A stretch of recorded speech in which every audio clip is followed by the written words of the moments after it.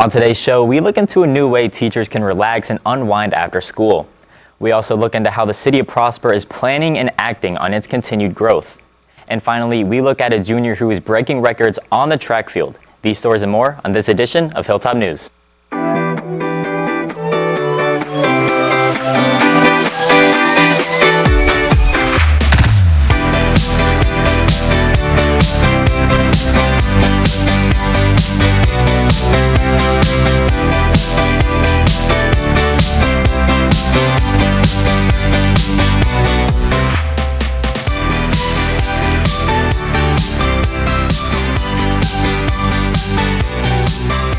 What's Rock Nation, and welcome back to the April 9th episode of Hilltop News. Live from Studio 1060, I'm Chris Scamardo. And I'm Tashvi Pasupulati. We have a great show in store for y'all today, starting off with Tashvi catching you up on everything going on around the Hill. Tashvi? Thank you, Chris.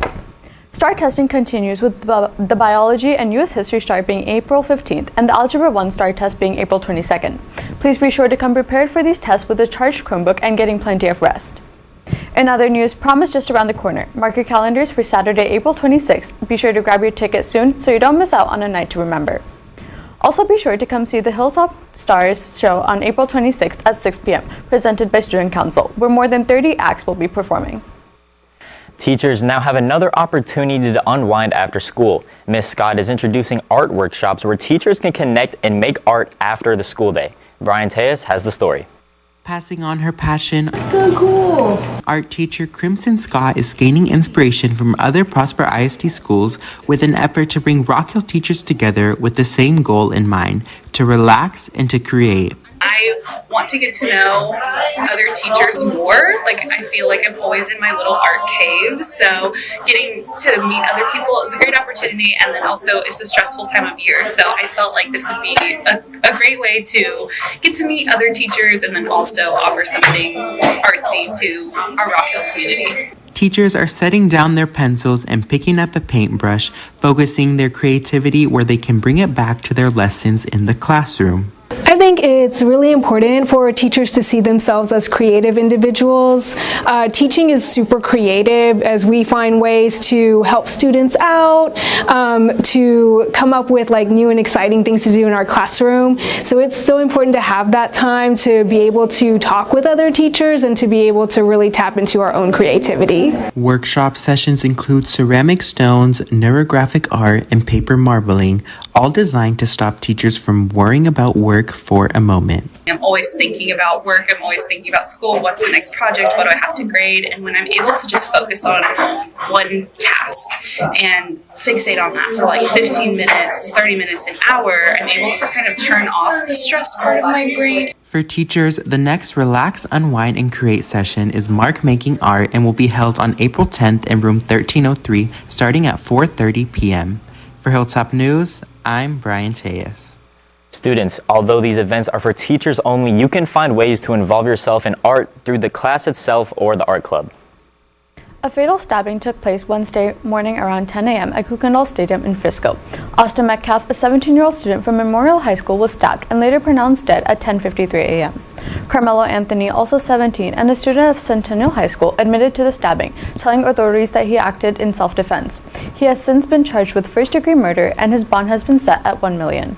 The incident reportedly started as an argument, though what sparked the conflict is still under investigation.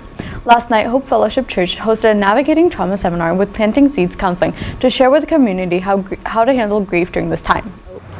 Even though you may not have personally known anyone involved, it changes how you knew your community. We don't know the stories around it. There's a lot of speculation, but no one really knows the stories. What we know to be absolutely true is there are 2 schools in our community where there are thousands of students and hundreds of teachers and coaches who are showing up and seeing an empty seat every day. And they're trying to figure out how to navigate that. And so if we stick with that and deal with the emotions that are around that and not try to fill in all the blanks because we just simply don't know and nor are we capable of doing that, that keeps us all hopefully healthier and more connected. Speaking of safety measures, PISD will be adding additional safety measures for the upcoming North Texas area meet. Multiple police officers will be strategically positioned throughout the venue to provide comprehensive security coverage. All team camps will be intentionally spaced out and positioned in locations that maximize visibility and ease of supervision. Additional staff members will be stationed throughout this track site to observe student and spectator behavior. A Texas biotech company claims to have brought back the dire wolf from extinction. They say they used a DNA from a gray wolf and replaced it with the dire wolf, which went extinct over 10,000 years ago. President Donald Trump is moving forward with his plan to impose tariffs on imports into the United States, with some countries facing tariffs as high as 60%.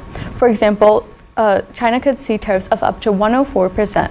If implemented, price of goods can be expected to go up as the cost of importing increases.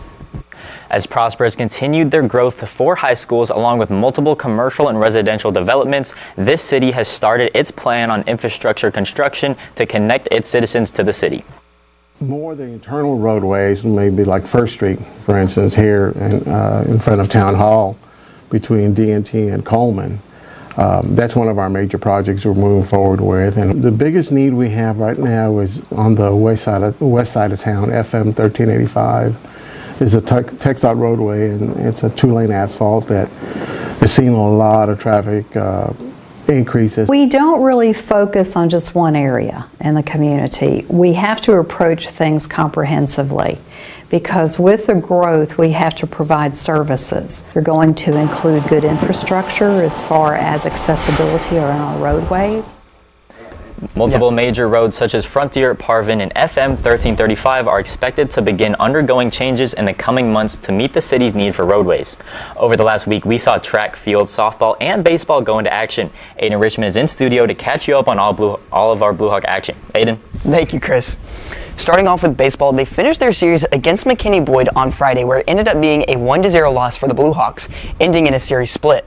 Moving to Saturday, the team started its series against Plano East, where they had Cole Carroll pitch a complete game shutout alongside 3 runs scored by the offense led to a win for the Blue Hawks. Then moving into last night, the Hawks were back on home soil where we started off giving up 2 runs in the first and weren't able to capitalize off of leaving runners in scoring positions for the first 4 innings. However, in the 6th, after Carson Roy was hit by a pitch, a Bammer Mays walk, and a Daniel Vasquez walk to load the bases, Cole Carroll launched the ball deep to left field for a grand slam to get the win for the Blue Hawks. The Hawks will take on Heritage High School this Saturday. It will also be their senior night, so be at the Hollow at 1 p.m. Last night, softball played against Plano East for their teacher appreciation night. We saw a key performance from Gabrielle Luna hitting 2 for 4 with a solo home run in the bottom of the 5th to escape the run rule, sparking a 5-run inning. Unfortunately, it wasn't enough, with our girls losing 11-5. Next Tuesday, they take on Plano Senior in Plano at 7:15. Jumping over to track and field, they had their district meet last week, where we saw numerous athletes place top 3 in their events. Starting with the girls, Kennedy Thompson placed 1st in the 400. She also placed 3rd in the 200. Grace Ketchai placed 3rd in the girls' 300 hurdles. Then alongside Deja Kenner, Madison Arrington, and Kennedy Thompson, they placed 3rd in the girls' 4x400 relay. Moving to the boys, Griffin Valerino placed 3rd in the 800. Bruno Nascimento placed 3rd in the 1600. Matthew Kaznick placed 2nd in the 3200. Harrison Johnson, Darian Anderson, Leo Williams, and Cameron Isom placed 3rd in the boys' 4x100 relay. And Harrison Johnson, Darian Anderson, Andre Ferris, and Cameron Isom placed 3rd in the 4x200. And to end things off with the field events, Emily Voth placed 3rd in shock put, Logan Donovan placed 3rd in pole vault, and Keyshawn Miles placed 3rd in the high jump. With track and field heading to area this Friday, Ricardo Yanez looks into how one high jumper is leaving his mark on the hill. Beginning his high jumping career just 1 year ago, junior Keyshawn Miles has been breaking school records every time he steps out on the field. Yes, sir. Defeating the mental battles that come with consistently challenging yourself meet after meet has never seemed to keep him grounded. My first jump, when I'm going back, I look at the bar and my thought that I had to get over and stop doing is, dang, that bar is high. When it gets over 6 foot, 6'2", it starts technique.